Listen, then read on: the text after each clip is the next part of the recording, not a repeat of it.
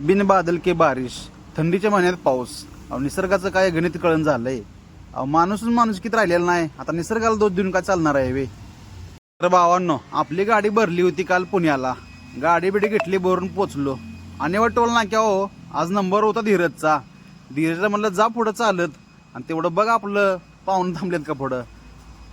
आणेवाडीवर पाहुणं नव्हतं, तिथनं आलो पुढं वेळ्यात जरा म्हणलं चहाचा गोड घ्यावा. चहाचा गोड घेऊन डायरेक्ट शटर मारून पार्टीदारात पोचलो. म्हणलं मस्तपैकी झोपून घ्यावं, कारण माणसं सकाळी 10 वाजता येणार आहे ती. गाडी खाली करून निघलो बघा. निघून तिथनं पुढं आलो, थांबलो सागरला, कारण आता पोटा पाण्याचं बघितलं पाहिजे की हो. आणेवाड टोल ना केव्हा आलो तर मॅनेजरचा फोन आलता, लवकर ये गाडी भरायची आहे.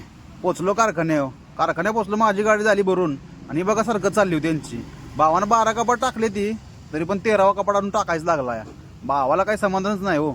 दोघांच्या गाड्या झाल्या भरून. आता घरी जाऊन निवांत आराम करायचा आणि संध्याकाळी निघायचं. तर भावानं ब्लॉग कसा वाटला, लाईक कमेंट शेअर करा.